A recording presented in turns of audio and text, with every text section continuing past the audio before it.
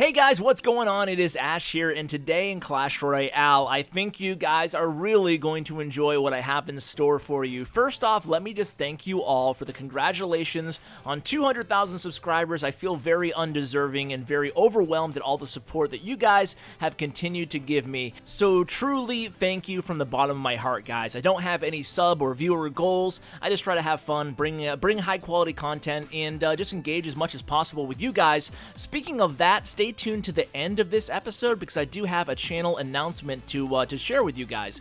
But before we get to that, I really wanted to share this match particularly with you guys. Now, I just brought you a half an hour long Clash Royale episode, so this one's going to be a little bit on the shorter side, but it's a funny story actually how I came across this match. This is not live right now. I actually started to record this earlier this evening, this attack, and my intentions were to bring this as a future tournament video later on in the week. But I recorded this very first match, and I said to myself, you know what, this match was so good in terms of quality of play that I just have to share this as a standalone video, just as an example on how to really have a lot of success with one of these minor cycle decks, minor mini P.E.K.K.A. You can see the cards. Both decks are very similar. They both have the log as well, and they're both really strong defensive decks. So Kale actually won my previous tournament. I think he's won 2 tournaments now. He always plays the same exact deck. You can see it right here from Orange Juice's clan, and you can see King Rio. This is the first time I've actually seen King Rio, so I kind of assumed that Kale would just smoke him, but it turns out that King Rio is a really good player in his own right. Now, the main difference between the decks, obviously, is that King Rio here has Fire Spirits and Minions in his deck, whereas Kale has the Inferno Tower and Goblins. So those are the 2 swaps in the 2 decks, and you can see the differences it makes in terms of this head-to-head square off here. So I think we should kind of watch the rest of this match from the point of view of Kale here, because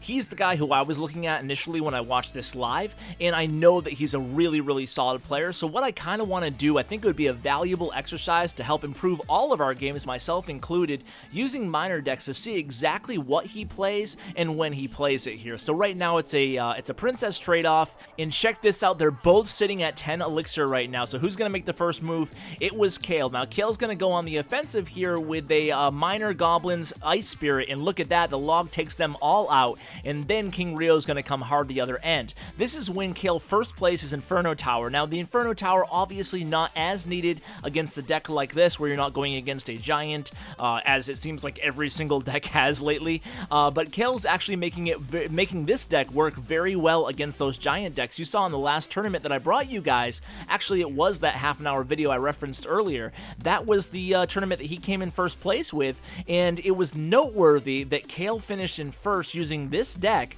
and then all the decks from 2nd, 3rd, 4th, 5th, 6th, and 7th all were giant boulder decks or giant lumberjack decks. So as we approach overtime here, you'll note that neither of the players at this point have really made any big, obvious, glaring mistakes. It's been pretty textbook in terms of placement, in terms of everything. And you'll notice how when Kale defends, whenever there's a big push coming and he's not going to use the Inferno Tower or the log, he makes sure he always places his first row of defending troops kind of near the bridge off to the right a little bit. And then what he does is, if you notice, if you go ahead and this is definitely worth rewatching this replay, guys, but you'll notice right where those goblins were right there, what he usually does is he'll place the goblins right to the right of the bridge, and then he'll come back with the Ice Spirit right below the goblins, kind of near the King Tower, right in front of the King Tower. And what this does is it lures all the troops or draws all the troops closer to that right tower, within range of the right tower, and it buys him a lot of time defensively. So look at that combination right there.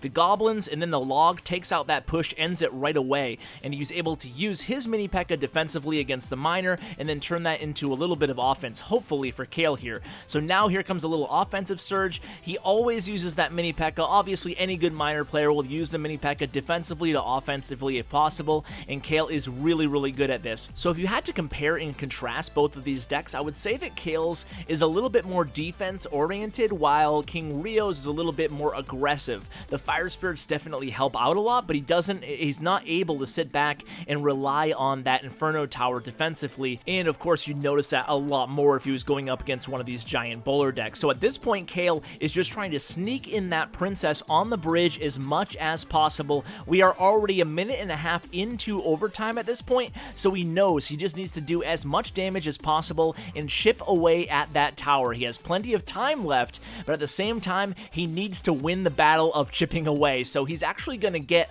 a lot of this damage. A lot of the damage that he got in order to win this game was by the princess in overtime. He snuck that princess in there as much as possible, and in the meantime, he got his miner there. He never got a mini P.E.K.K.A to the tower, but he got his miner on that tower quite a bit there. So guys, I hope you enjoyed that match. It's really a textbook match if you're looking to up your miner game, and I know I am, so I'm definitely going to rewatch that myself and really try to take my own miner game up to the next level as well. So guys, don't go away yet. I did say I have a sort of a channel announcement to make, and in the background, I'm going to put on this really awesome replay for you guys. This will definitely be a treat for you guys. The other night in chat, you can see that Hyper put, "Oh my god, I'm shaking, LOL. If this doesn't make Clash TV Royale, I don't know what will, blah, blah, blah." So I'm like, okay, Hyper. I mean, you know, your name's Hyper, so obviously you're probably just getting a little bit too excited over this match. But you know what? I watched it, and I gotta say, he was right. This was a really intense match,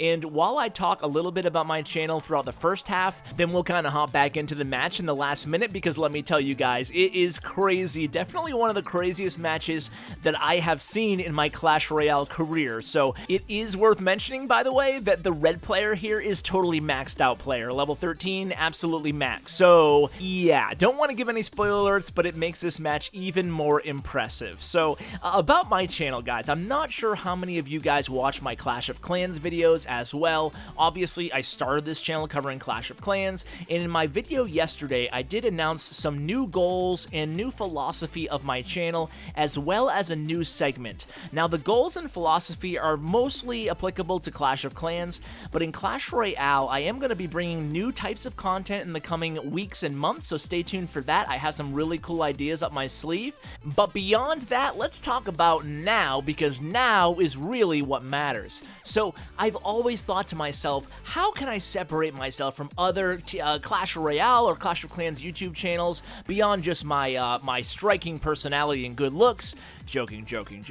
But how can I bring something a little bit different to the table? Hopefully you guys enjoy my content anyway, that's why you're probably watching this video. But beyond that, I really want a way to better engage with you guys directly. And it's a shame that I can't respond to every single comment in every single video. I do as much as I can, but most of you guys already know I work full time, I do this as a hobby, it's not my career, and because of that, it's just tough to be as awesome for you guys as you guys always are for me, and engage as much as I can with you guys. So before we get to this match, let me just finish up my thoughts. You can see Inferno Tower coming here, really good save there by Hyper, and notice his King Tower's health, by the way, guys.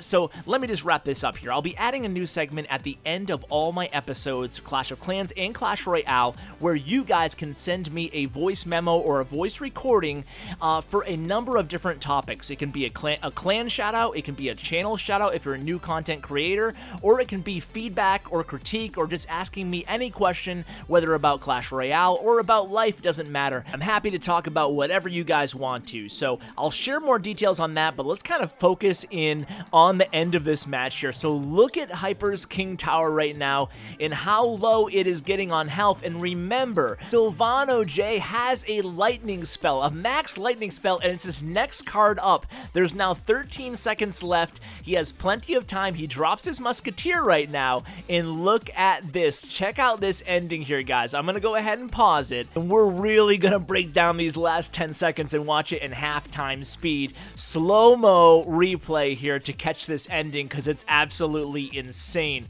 Check it out. At this point, Hyper is kind of dead in the water right now. I mean, all he has to do, Sylvano J, all he has to do is drop that lightning spell, and look it, he does it, he says thanks, and then he laughs, and then look at this, The 3 minions die. The 3 minions die instead of the tower. And then to add insult to injury, he comes down the other side with the miner and 3 goblins. He misses the zap spell and Hyper pulls off the win. Oh my god, that was an epic ending. And of course, he BMs at the end. Hyper, what are you doing? But of course, you can't blame him. The guy laughed and said thanks right before. Oh man, that was an epic ending.